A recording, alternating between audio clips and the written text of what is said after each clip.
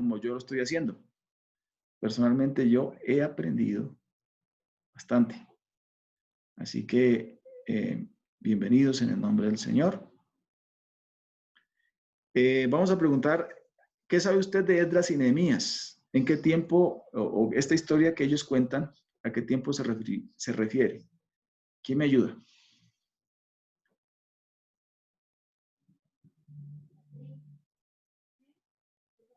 A ver. Bien, hermana Luzma. En los años 587, más o menos antes de Cristo. Muy bien, está bien cerquita. Excelente, hermana Luzma. Muy bien. ¿Quién más quiere aportarnos algo que haya leído estos libros? ¿Quiere aportarnos? Mi pastor, Ricardo, regálenos su concepto de estos libros. Si recuerda algo de la historia o... Excelente. Lo que he escuchado de Esdras y Nehemías es que fueron contemporáneos, ¿no? O trabajaron creo que al mismo tiempo. Nehemías en cuanto a la reconstrucción de lo que fue de Jerusalén y Esdras en cuanto a lo de la organización del culto. Excelente, mi pastor. Están muy acertados. Así que vamos a darle a esto. Esperando pues que si hay preguntas, usted puede interrumpir. Está autorizado para interrumpir. Y entonces preguntar. Entonces, introducción a Esdras. El propósito de Esdras, del libro de Esdras, es mostrar la fidelidad de Dios y la forma en que cumplió su promesa de restablecer al pueblo en su tierra. Ese es todo el propósito del libro. Recordemos, mostrar la fidelidad de Dios y la forma en que cumplió su promesa de restablecer al pueblo en su tierra. El autor no se ha establecido, probablemente Esdras. ¿Cuándo se escribió? Fecha alrededor del 450 antes de Cristo. Y registra los acontecimientos aproximados desde el 538, todo muy cerca de hermana Luzma, al 450 más o menos. Posiblemente comenzó en Babilonia y terminó en Jerusalén. Son los datos que tenemos ahí. Entonces vamos a hablar del marco histórico. Esto es supremamente importante para entender el libro. Esdras sigue a Crónicas, casi cronológicamente, como una historia del pueblo judío registrando el regreso a su tierra después de la cautividad. Sigue Esdras mostrando entonces el regreso a su tierra después de la cautividad. ¿Quién me puede decir cuál cautividad? ¿Y por qué regreso? ¿Algún voluntario? Que les bendiga. Amén. Creo que es la segunda, si no estoy mal, es la segunda. Con Esdras fue el segundo regreso que hicieron. Sí, pero ¿regreso de dónde? Buen punto. Creo que fue Siria, primero. perdón, ¿no? ¿De Siria? No.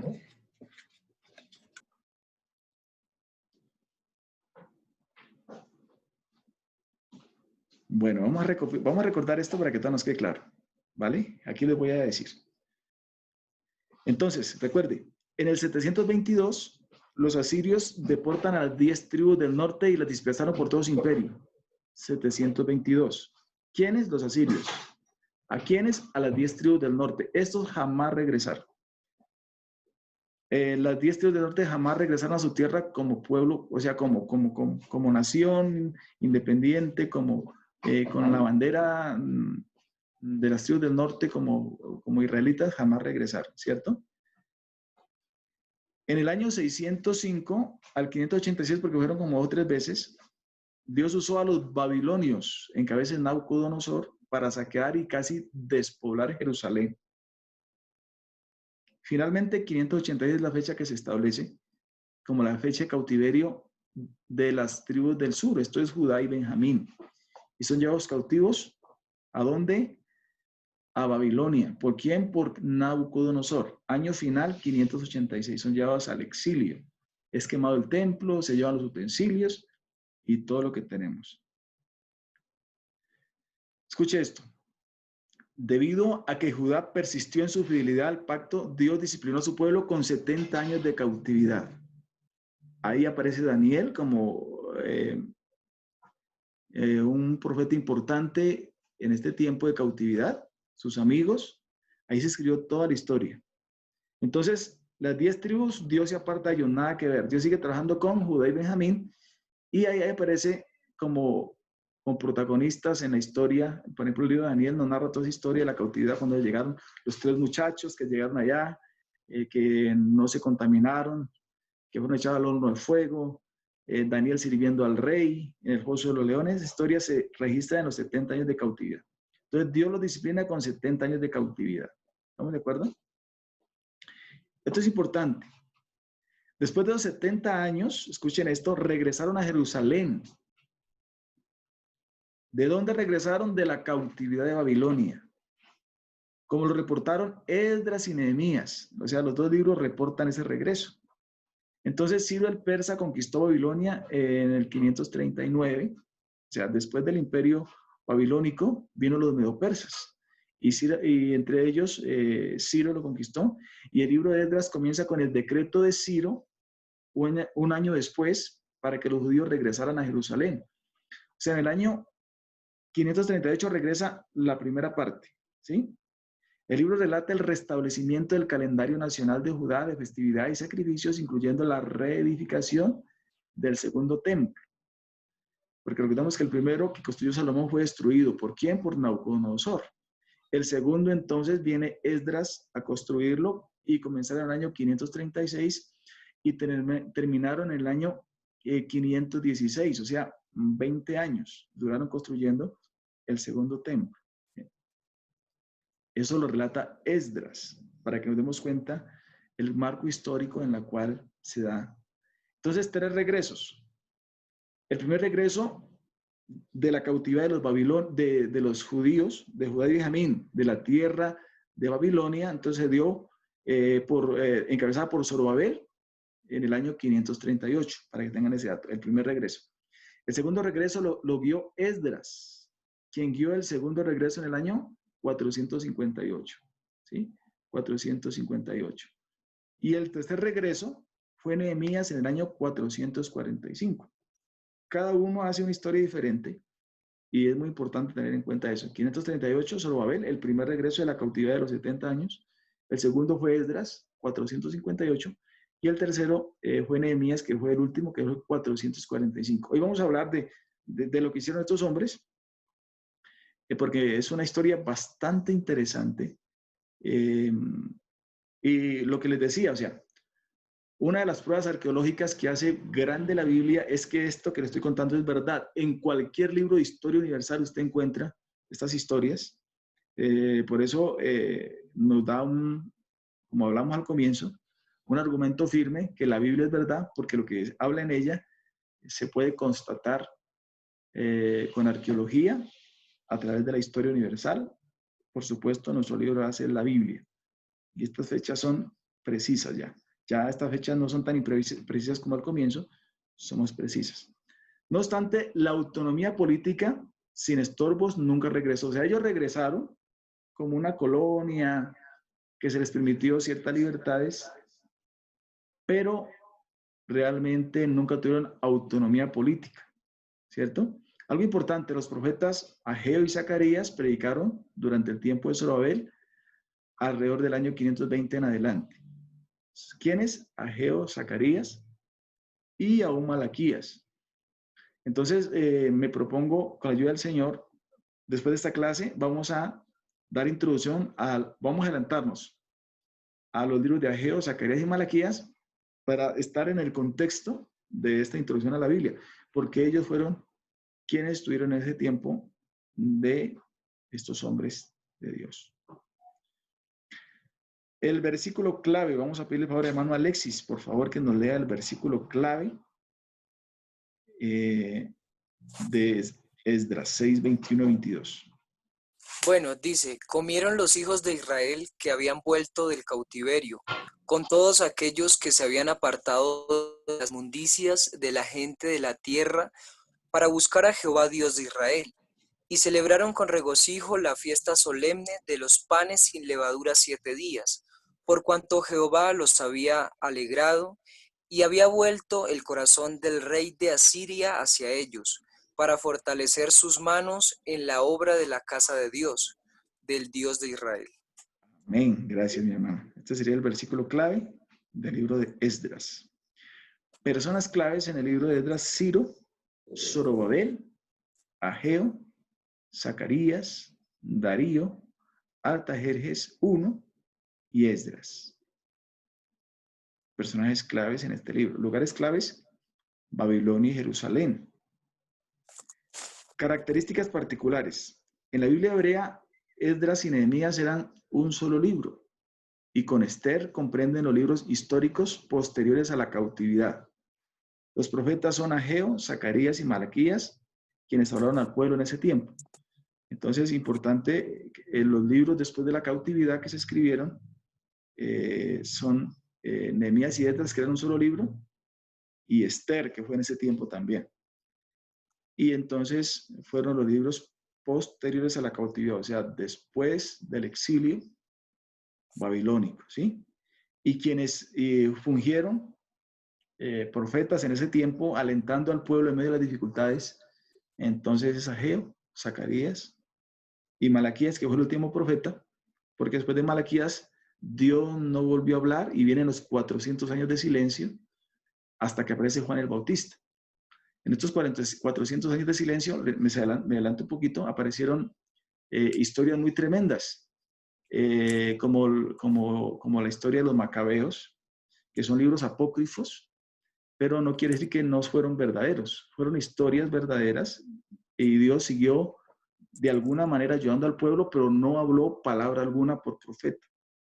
Por eso no se reconocen como autoridad divina. Pero igual fueron historias verídicas. Macabeo tiene 3 libros y fueron historias tremendas que sucedieron cuando, en esos 400 años de silencio, porque el último profeta fue Malaquías, porque Dios no volvió a hablar a causa de la rebeldía del pueblo, hasta que apareció Juan el Bautista para presentar al Mesías.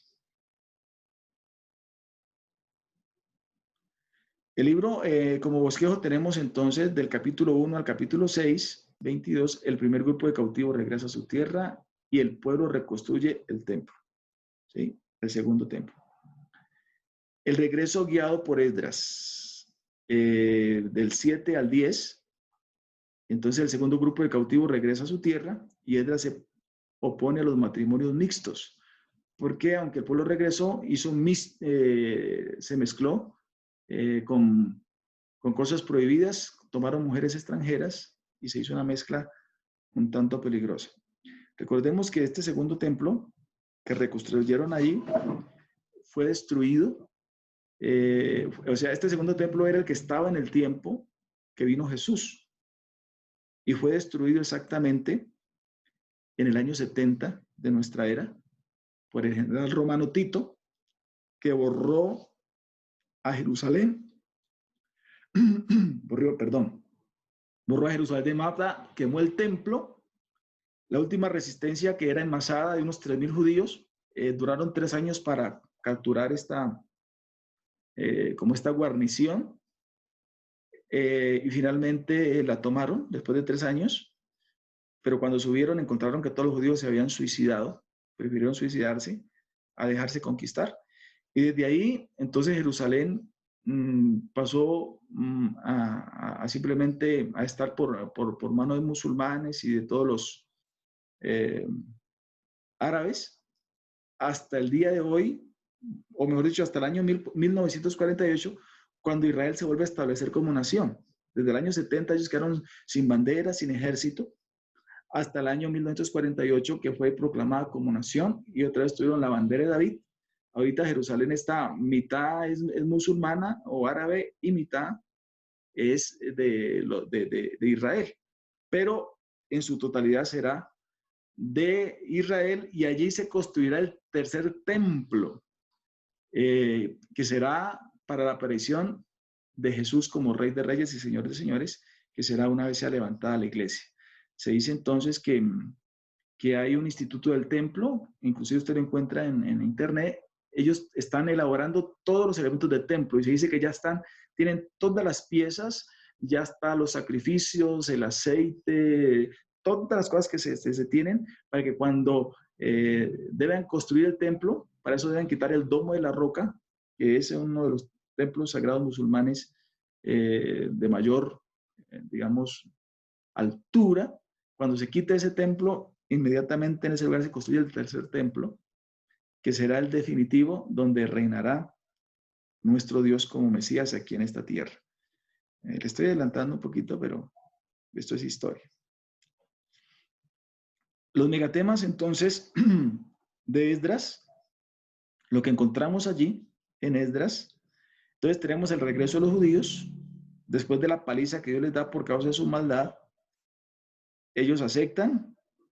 Recordemos que ahí está Daniel, que a quien Dios le da profecías de los imperios, del tiempo de los gentiles, de las 70 semanas de Daniel. No vamos a entrar en detalle, pero Dios le dice la agenda, porque Daniel es como el Apocalipsis del Antiguo Testamento. Le dice la agenda de lo que va a suceder. Ellos regresan a su tierra y Esdras entonces relata ese regreso. Al regresar a la tierra de Israel, desde Babilonia, los judíos mostraron su fe en las promesas de Dios de que lo restauraría como pueblo. No solo regresaron a su tierra natal, sino también al lugar en donde sus antepasados habían prometido seguir a Dios. Como reflexión para nosotros, Dios muestra su misericordia a cada generación, restaura a su pueblo compasivamente, sin importar cuán difícil sea nuestro cautiverio presente. Nunca estamos lejos de su amor y misericordia. Dios nos restaura cuando regresamos a Él. Sacando una pequeña aplicación. La rededicación. En el año 536, Zorobabel guió al pueblo en la reconstrucción del altar y en la preparación de los cimientos del templo. Restablecieron los sacrificios diarios y las fiestas anuales y se rededicaron a una nueva adoración espiritual. Aquí hay que decir que no fue fácil ese tiempo, porque había mucha oposición precisamente de las naciones extranjeras. En ese tiempo habló muy fuertemente Ageo, cuando les dijo: ¿ustedes piensan que es tiempo de habitar en sus casas artesonadas y la casa de Dios está en medio de cortinas? Sembráis mucho y recogéis poco, y lo que echan, lo echan en bolsillo roto. ¿Por qué? Porque cada uno corre para su casa y mi casa está desierta. Subid al monte, traed madera y reedificad mi casa y probadme en esto. Y Dios comienza a darle un mensaje, porque la gente regresó y se ocupó fue de sus propios oficios y la casa de Dios estaba a medias. Y en ese tiempo entonces, cuando el profeta Ageo viene, entonces motiva al pueblo y terminan esa obra maravillosa y reedifican el templo. Como reflexión, al dedicar nuevamente el altar, el pueblo se estaba rededicando a Dios y a su servicio. Para crecer espiritualmente, nuestro compromiso debe ser revisado y renovado a menudo. Cuando volvemos a rededicarnos a Dios, nuestras vidas se transforman en un altar para Él. Yo creo que de cuando en cuando nosotros debemos hacer evaluación, porque a veces como que nos pasa lo que le pasó en el tiempo a Ageo, como que nos dedicamos a lo propio y descuidamos a Dios y a su servicio. Pero Dios nos llama a un compromiso a que primero sea Él, a que hay que tener cuidado por la obra de Dios. Y en ese sentido, hermano, está realmente la bendición de Dios. Primero Dios, darle a Dios lo que es de Dios, su servicio, su trabajo. Cuando no queda tiempo, hermano, para Dios, así hagamos muchas cosas, como que no luce.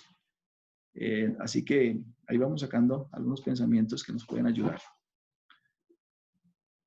Esdras enfrentó una oposición flagrante, fue complicado. La oposición surgió muy poco tiempo después de que el altar fuera construido y estuvieran preparados los cimientos del templo. Los enemigos de los judíos utilizaron el engaño para obstaculizar la construcción por más de 6 años. Finalmente hubo un decreto para detener la construcción por completo. Esta oposición probó seriamente su vacilante fe, porque lo que decían los opositores era que lo que ellos hacían ahí era para sublevarse contra Ciro, y eso hubo una oposición flagrante y fue muy difícil, porque ellos estaban empeñados en la reconstrucción de su templo, pero el enemigo siempre se ha opuesto a esta clase de obras. No obstante, lo lograron. Siempre habrá adversarios que se opongan a la obra de Dios. La vida de fe nunca es fácil, recuérdelo. Sin embargo, Dios puede anular toda oposición a su servicio. Cuando enfrentemos oposición, no debemos vacilar ni renunciar, sino debemos mantenernos activos y pacientes. Cuando alguien quiere hacer una obra para Dios, servir a Dios como Dios quiere, en el cargo que sea, siempre habrá crítica, oposición, que el trabajo, que poco tiempo. Pero hermano, creo que sin algo no debemos ser vacilantes, es en que servir a Dios es lo mejor. Servir a Dios realmente es una decisión de fe. ¿Cómo no servirle a un Dios que ha sido tan bueno para con nosotros? Así que mi hermano, cuando lo critiquen, cuando el enemigo se levante, eso es así. Si no lo critican, preocúpese. Si las cosas son fáciles, preocúpese. Lo de Dios siempre tendrá desafíos. Siempre, pero siempre Dios se glorifica en medio de nosotros. Aquí tenemos un megatema importante que es la palabra de Dios. Fue especial. Cuando el pueblo regresó a su tierra, también estaba regresando a la influencia de la palabra de Dios. Los profetas Ageo y Zacarías ayudaron a alentar al pueblo, mientras que la predicación de Esdras sobre la escritura los edificaba. Esdras era un erudito muy profundo en la ley, y desde la tarde hasta la mañana los ponía a escuchar Biblia. Desde la tarde hasta la mañana, y esa gente, entre más escuchar la palabra, se avivaba. Entonces, realmente la palabra de Dios dice que les dio lo que necesitaban para llevar a cabo su obra. Entonces, creo que algo importante que debemos pensar es que nosotros necesitamos el aliento y la dirección de la palabra de Dios. Debemos hacer de ella la base de nuestra fe y de nuestras acciones para terminar la obra de Dios y para cumplir con nuestras obligaciones. Nunca debemos vacilar en nuestro compromiso de escuchar y obedecer su palabra. De ahí la importancia de que nosotros como predicadores también seamos muy bíblicos. Seamos muy bíblicos. La enseñanza es fundamental. A veces es bueno el sermón así motivante, pero si no lleva palabra profunda, pues golpea las emociones, pero no causa un efecto. Pero la palabra con buena base es la que realmente hace un trabajo súper especial y nos lleva realmente en avance y en crecimiento de su obra. Fe y acción. Esta gente fueron como esas hormiguitas que usted ve ahí. Fueron poderosos. El apremio de los líderes de Israel motivó al pueblo a terminar el templo. Al pasar de los años se había casado con idolatrías y habían adoptado sus prácticas paganas. Su fe probada y revivida también los llevó a erradicar estos pecados de sus vidas.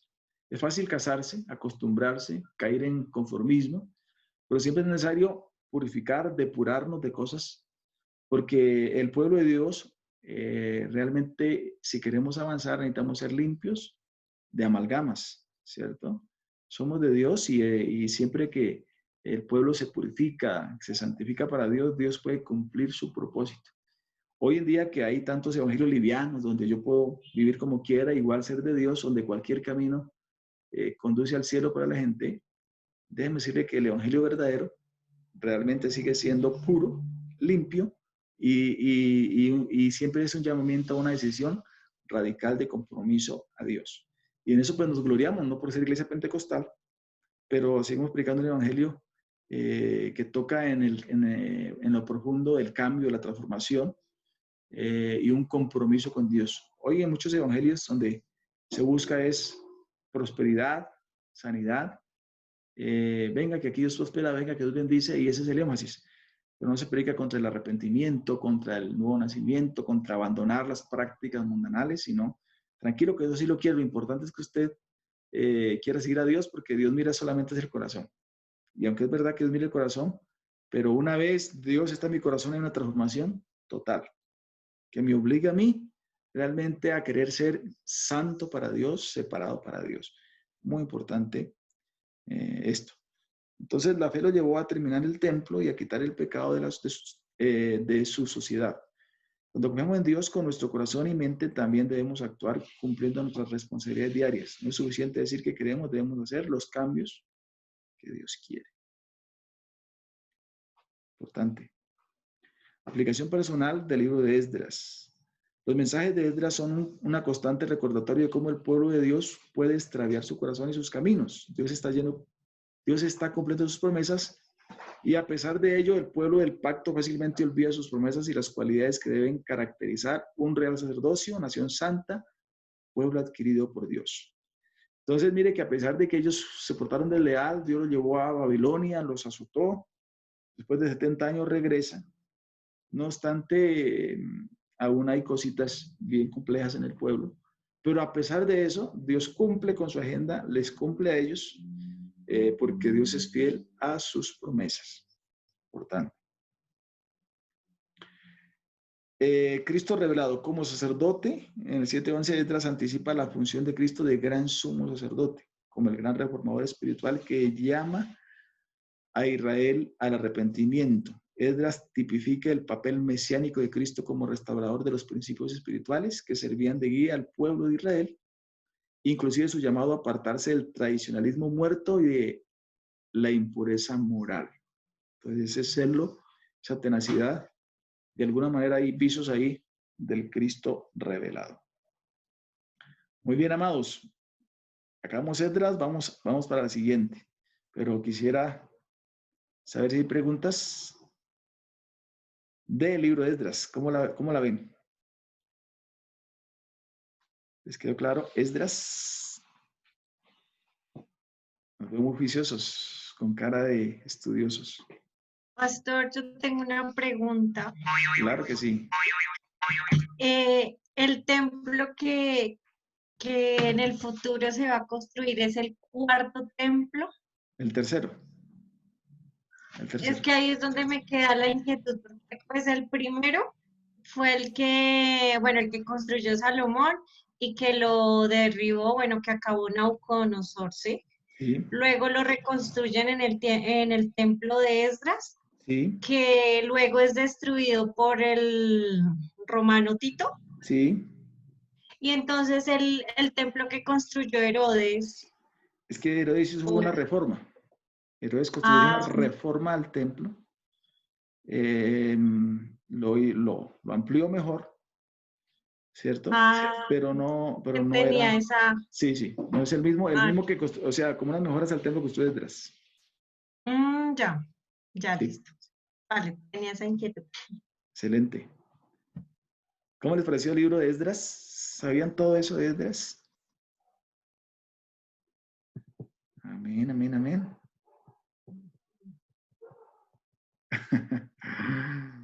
Preguntas, ¿qué reflexión les queda para que sigamos con Nehemías?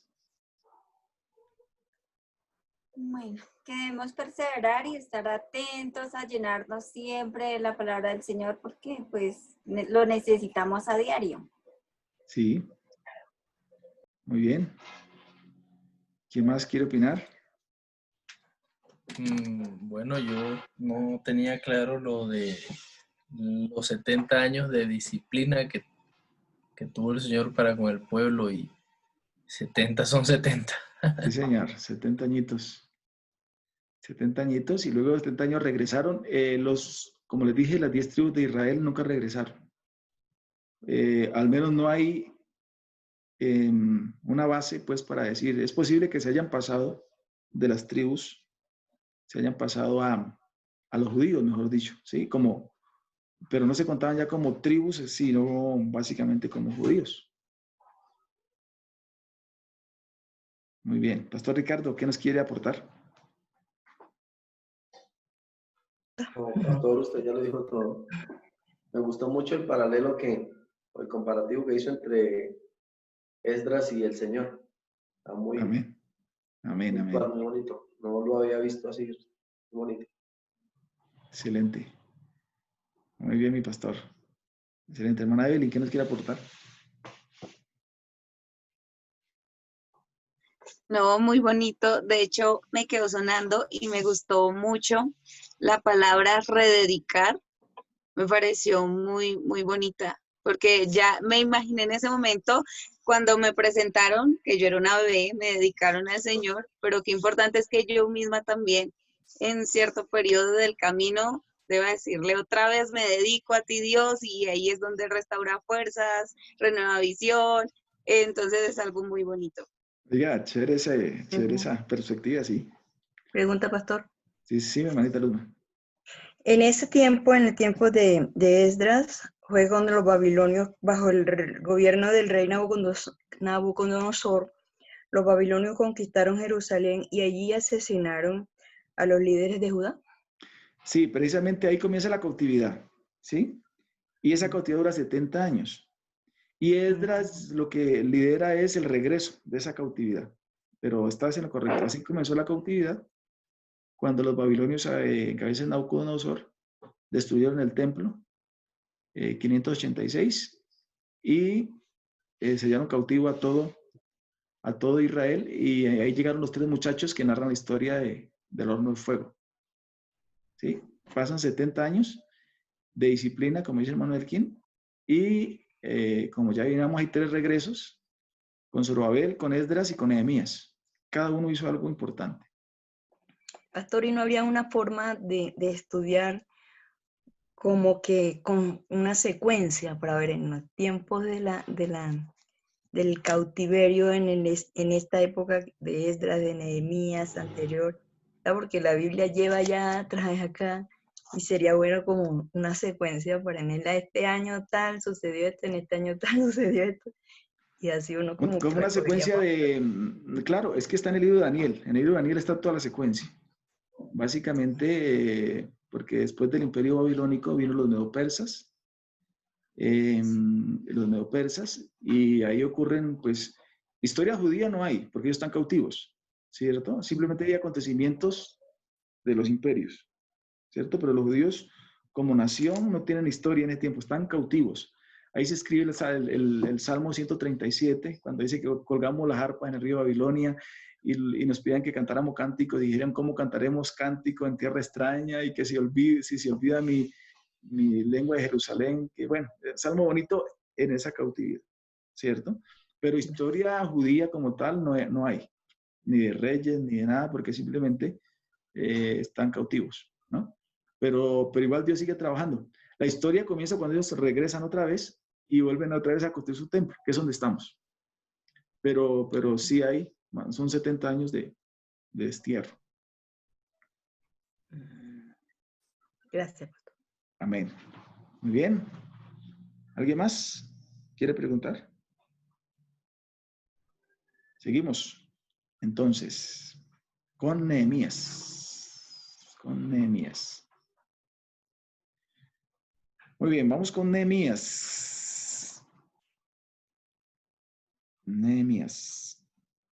Esta historia, de pronto, con lo que preguntaba la hermana Luzma, puede ser importante. Es una historia cronológica. Escuche esto. La destrucción de Jerusalén se da en el año 586, total, ¿cierto?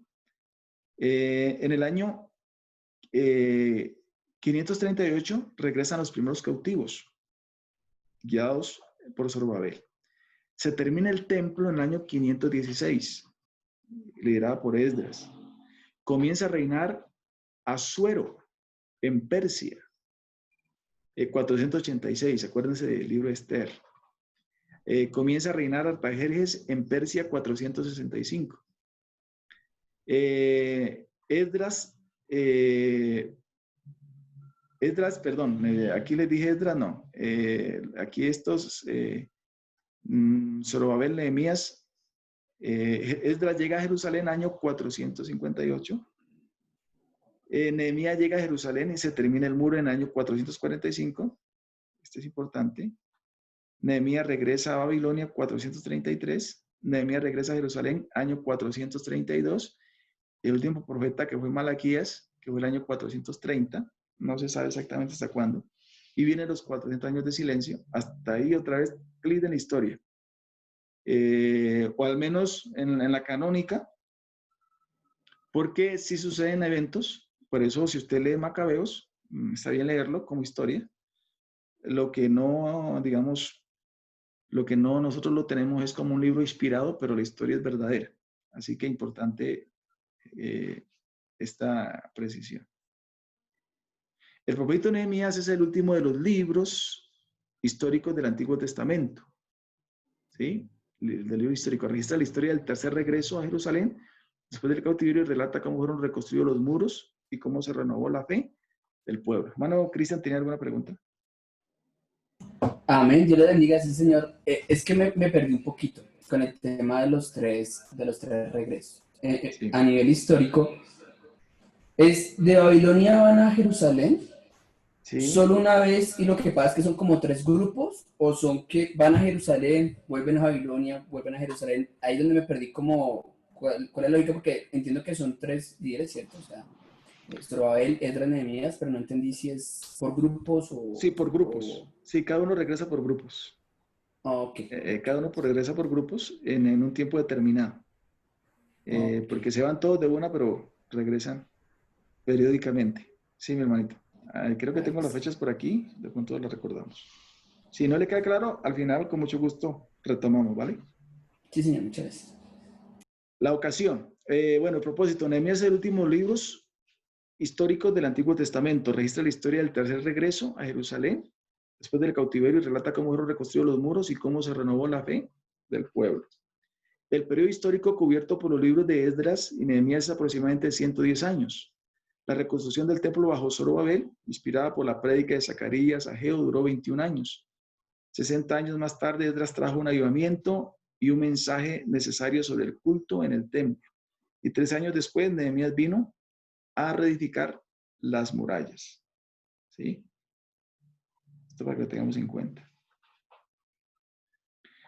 El autor, la mayor parte del libro está escrita en primera persona, lo que sugiere que Nehemías es el autor. Probablemente Nehemías escribió el libro y Esdras le sirvió de editor. Recuerde que Nehemías y Esdras son contemporáneos. Aproximadamente entre el año 445 al 432 a.C. Entonces, el marco histórico. Vamos a recordar un poquito, entonces. Alrededor del año 539, Zorobabel y Josué guiaron al primer regreso. Eso lo encuentra en Esdras, del capítulo 1 al 6, y reconstruyeron el templo. Zorobabel y Josué fueron los protagonistas allí en el primer regreso, para que lo tengan claro. Año 539. Como dato histórico, Esther da un vistazo de los judíos que se quedaron en Persia alrededor del año 483 al 483, cuando Amán intentó eliminar la raza judía. Por ahí va la historia en ese tiempo. Esdras, del 7 relata el segundo regreso guiado por Esdras. ¿Cuándo fue ese? En el año 458. Entonces, para que vamos mirando, me parece que es importante las fechas, tenerlas claras. 458. Hay una gran distancia, ¿no? Entre los dos regresos. Nehemías, escuche esto, relata el tercer regreso para reconstruir el muro de Jerusalén. ¿Cuándo sucedió eso? En el año 445. Porque mire que aunque los cautivos regresaron, la ciudad, los muros estaban quemados, las piedras, o sea, realmente era más una aldea por ahí que como una ciudad. Y Nehemías es el líder encargado entonces de reconstruir el templo. No sé si aquí le aclara el hermano Cristian. Los tres regresos. Amén, amén, sí, señor. Bueno, ok. Esther fue madrastra de Artajerjes, ¿sabía eso? Y pudo fácilmente haberlo influenciado a que viera amablemente a los judíos, en especial a Nehemías. Las 70 semanas proféticas de Daniel comenzaron con el decreto a reconstruir la ciudad dada por Artajerjes en el año 445. ¿Sí sabía eso? Que Esther fue madrastra de Artajerjes. Recordemos que Esther llegó al reino, ¿sí? Y se quedó allí. Y Artajerjes después conquistó en su reinado, entonces llegaron al reino, al imperio, y en ese tiempo estaban Nehemías. O sea, quiere decir que en ese reino había una influencia judía por Esther. Por eso ellos eran benevolentes de alguna manera y permitieron regresar a los judíos y hacer estas reconstrucciones. De Asuero, sí, claro. Claro. Aquí. Amén. Muy bien, versículo clave. Fue terminado pues el muro el 25 del mes Elul en 52 días, y cuando lo oyeron todos nuestros enemigos, temieron todas las naciones que estaban alrededor de nosotros, y se sintieron humillados y conocieron que por nuestro Dios había sido hecha esta obra. Nehemías 6, 15 al 16. Perdón, hermano Neider, disculpe que lo interrumpe. Sí, señor. ¿Me permite el tema anterior de las 70 semanas? Sí, de señor. La diapositiva anterior, Sí, me pareció un dato muy importante anotarlo y se me pasó. sí, claro. Entonces, las 70 semanas proféticas de Daniel comenzaron con el decreto Ok, a reconstruir dado por Artajerjes en el año 445.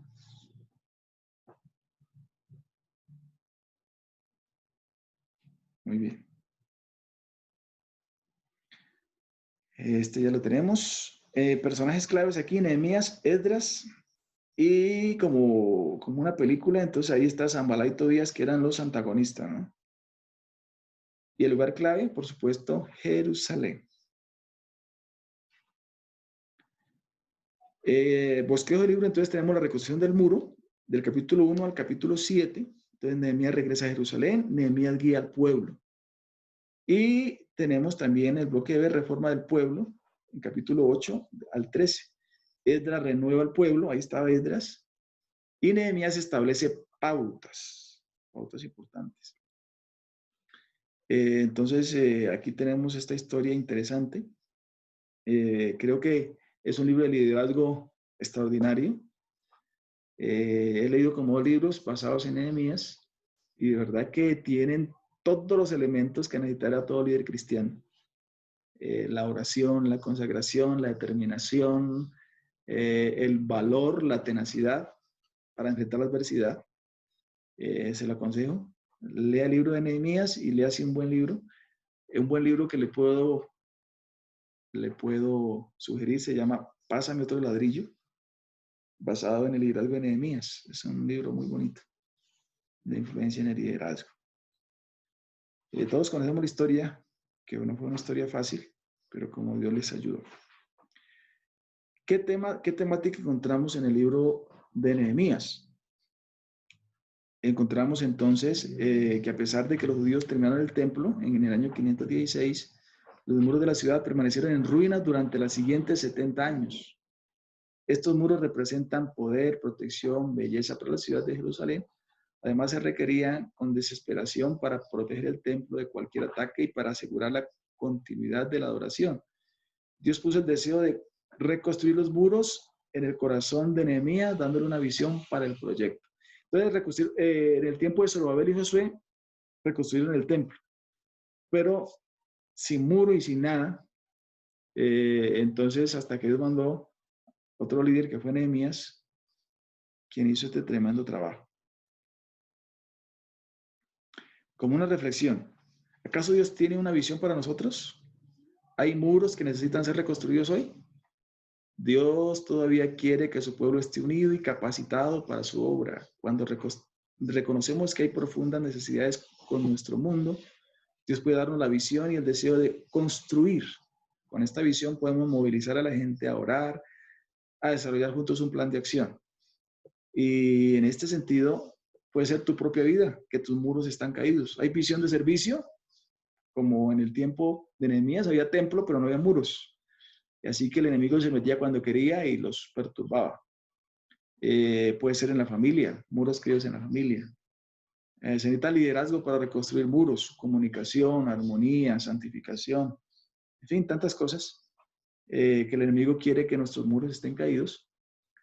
Pero interesante que haya un hombre con una visión. Es posible que tú seas cristiano, pero realmente hay harto todavía mundo, mediocridad, conformismo, no hay dedicación a Dios.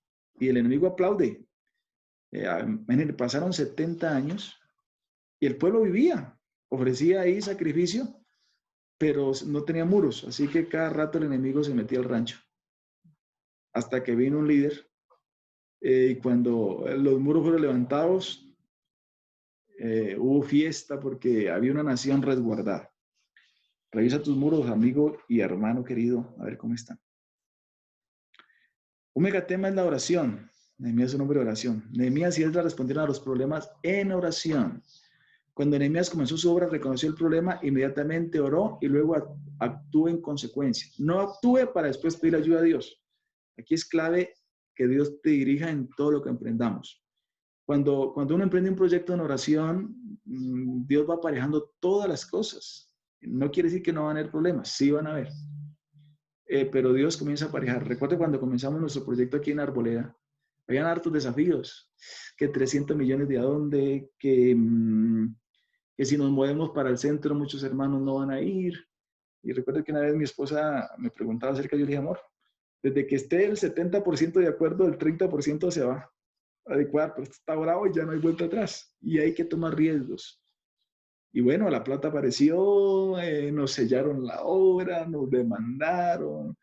Pero hasta ahora, hermano, creo que es una victoria total el tener un lugar ahí, aunque esté cerrado físicamente, pero se ha hecho la obra y lo que falta Dios lo va a aparejar. Pero no fue fácil, lógico. Usted sabe cómo nos metimos de lleno ahí, ¿no? Con ropa y todo. Y creo que uno de los libros que me inspiraron a trabajar es este, Nehemías. Cuando vi a Nehemías en el muro, con una mano el ladrillo y con otra la espada, hermano, y yo dije, si lo hizo Nehemías, pues vamos a meternos con ropa y todo. Y eso lo inspira a uno, porque esto es lo nuestro. Y gracias por la gente que se metió también. Y aún no hay trabajo que hacer. Pero si usted nota, en la iglesia no todos tienen sentido de pertenencia por la obra. Pero gracias a Dios por los que tienen sentido de pertenencia, por los que dan, por los que aportan, por los que diezman, por los que ofrendan. Esos son los estilos Nehemías, con sacrificio, porque sabemos que esto es lo nuestro. Pero la clave aquí es la oración, que no sea un proyecto de mi emoción, sino que venga como visión de Dios.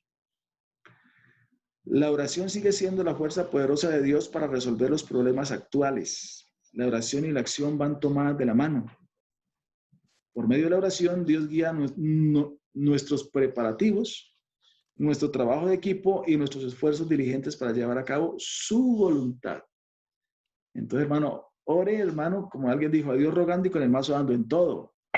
En su deseo de estudio, en su deseo de conseguir esposo o esposa, en su proyecto profesional, en su proyecto de servir a Dios. Hay tantos proyectos, pero a veces primero damos el paso y luego dijimos, Señor, ¿será que eso es voluntad? Y ese es ahí el problema. Cuando a veces hay grandes incógnitas y a veces no vamos en el blanco.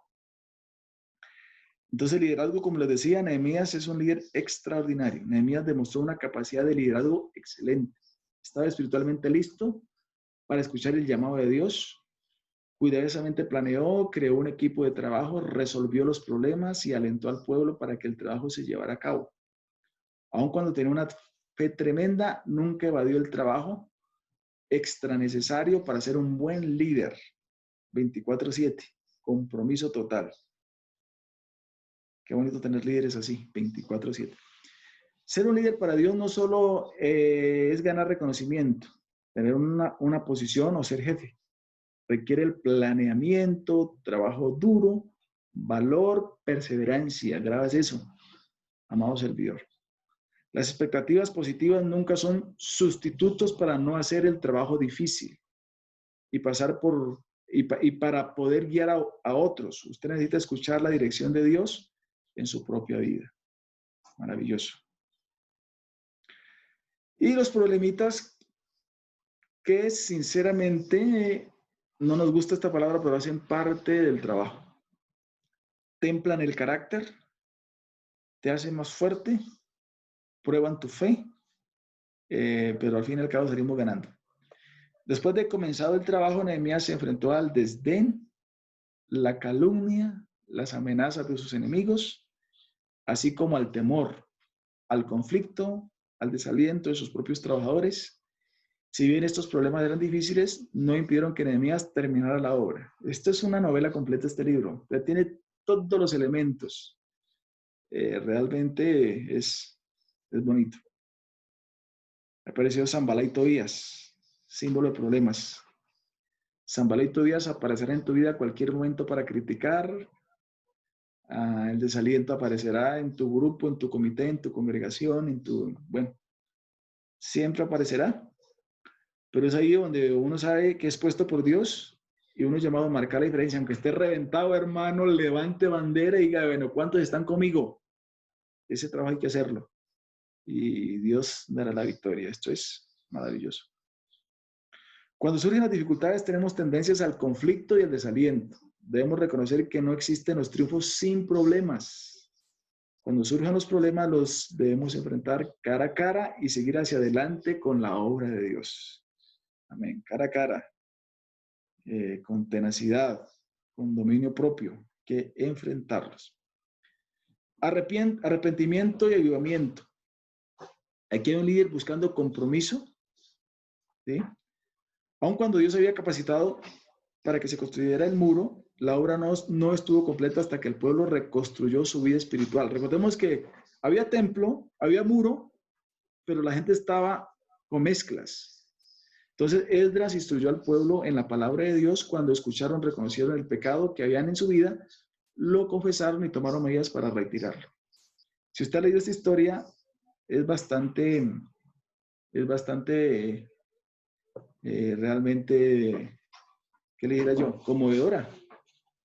Como cuando van a revisar el pueblo, la mitad habla lenguas paganas, y Esdras los obliga a comprometerse con Dios y les dice, bueno, Dios les dijo que no tomaran mujeres extrañas ustedes porque eran hechos así, y les arranca literalmente los cabellos de la cabeza y les hace jurar que van a consagrarse a Dios, y les obliga a despedir las mujeres y a separarse. Amén. Y ellos lo hacen. Era un líder de carácter, tenaz. Y eso es bonito. Y eso trajo un avivamiento realmente, un compromiso maravilloso con Dios. Entonces, no basta reconocer y confesar el pecado. El avivamiento debe originar una reforma. O de lo contrario, no es más que una mera expresión de entusiasmo. Dios no quiere medidas a la ligera. No solo debemos despojarnos del pecado de nuestras vidas, sino pedir a Dios que sea el centro de todo lo que hagamos. Léalo y verá. Dejo como tarea que lea el libro de Nehemías porque realmente es motivador esas reformas y eso trajo avivamiento realmente en la vida de estas personas. Aplicación personal. 4 principios importantes se derivan de Nehemías. Vamos a mirar. Entonces, primero, la obediencia a la voluntad de Dios nace a menudo de la compasión. Importante. Segundo, se requiere la cooperación con otros para llevar a cabo la voluntad de Dios. A veces, solo un creyente aislado, Dios nunca trabaja así, ¿sabe? Nunca trabaja así. Tercero, la confianza es el fruto de la oración ferviente y de la proclamación de la palabra de Dios en la que se revela su voluntad. Creo que a estos días las chicas están hablando del gigante de la desconfianza, ¿no? Ah, bueno, parecido, de la inseguridad. Confianza e inseguridad son, desconfianza y inseguridad es parecido, ¿cierto?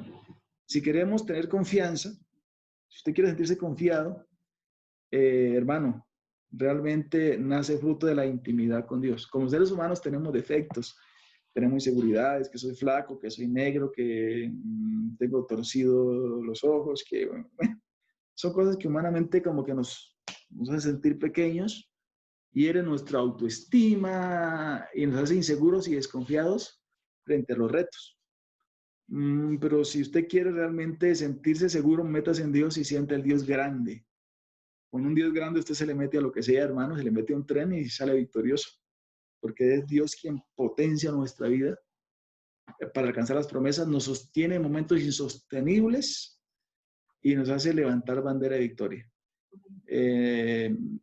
La filosofía, el pensamiento positivo puede ayudarnos a sentirnos positivos, pero nunca hará lo que hace Dios y su palabra, la comunión con Dios, que nos hace sentir realmente grandes. Y creo que esto es algo que debemos cultivar como líderes. Y lo digo como experiencia porque venimos de comienzos muy pequeños, muy pequeñitos, y no que seamos grandes, realmente no. Pero si algo somos, es por la misericordia de Dios. Eso nos mantiene humildes.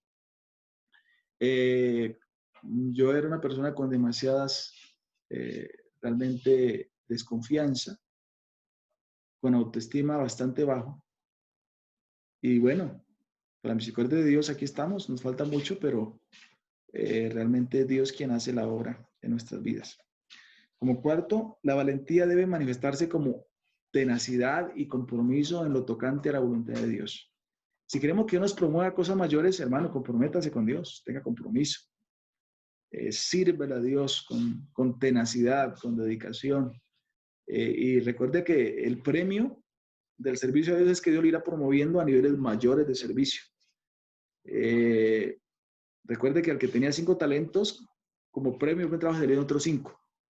Pero el que fue flojo, hermano, aún lo poquito que tuvo se le quitó. Entonces, hermano, comprométase que Dios es fiel. Haga las cosas bien. Así el pastor no te aplauda, así aparentemente nadie lo ve. Hágalo con alegría, con cariño, que Dios en su momento te dará el paquete completo. Porque Dios no se queda con nada, mi hermanito. Esto es importante, como aplicación personal. Bueno, el Cristo revelado, aunque Nehemías no se alude directamente a Cristo, este mismo personaje lo anticipa a través del ejemplo de su vida. Fue un líder valiente que desafió los peligros y exhortó al pueblo a hacer la obra de Jehová. Como el propio Cristo desafió a quienes se le oponían y alentó a sus discípulos a perseverar.